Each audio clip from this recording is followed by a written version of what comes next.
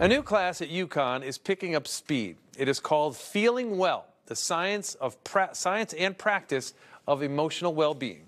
Emotional well-being is defined as how you feel in everyday moments and about life overall. So if we think about that, those are important contributors and important components to really important life outcomes. That's Dr. Sandy Chafulias. She's one of the coordinators of the course. It's a pop-up class that's based online. The class started last fall, and it was so popular, they're doing it again. Course starts with what is emotional being, and we wrestle with what it is and why it's important. Then we do a little bit on brain-body connection, because there are brain-body connections to emotional well-being, and so we explore a little bit about what that looks like. And then the bulk of the course is really focused on practices, evidence-based practices that can support emotional well-being. Now, it's funded through a grant from the National Institutes of Health. UConn is one of 6 projects receiving that grant, and the goal is to expand the science of emotional well-being. Other universities are working on different projects around the country. And it's been a really amazing experience over the past few years to get together with people in other universities who are studying the same topic, but maybe from a different lens. So there could be people that are involved. There is one group that's studying emotional well-being in aging using mice populations. Our particular project is really focused on life course. So the whole kids, which is my specialty, up to adults, focusing on what are the mechanisms, what are the things that we need to do to help promote emotional well-being.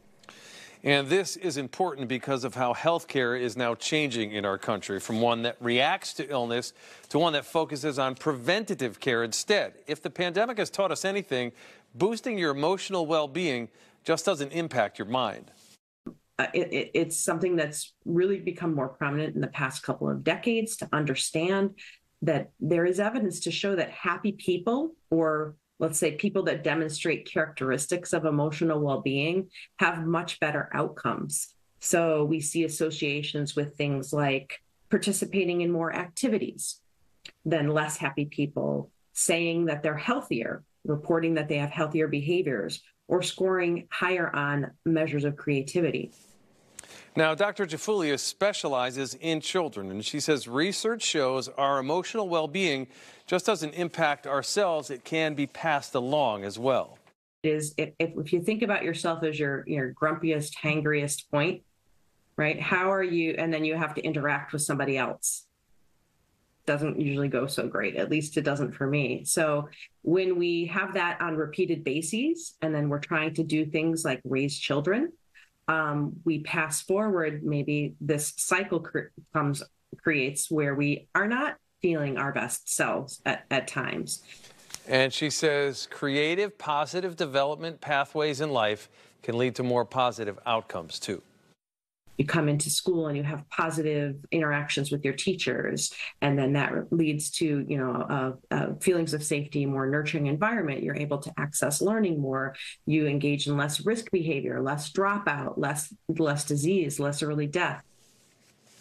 Now, as part of the UConn class, students are taught positive practices, such as connecting with others, either by calling a friend when you're having issues, and be able to feel together with someone else.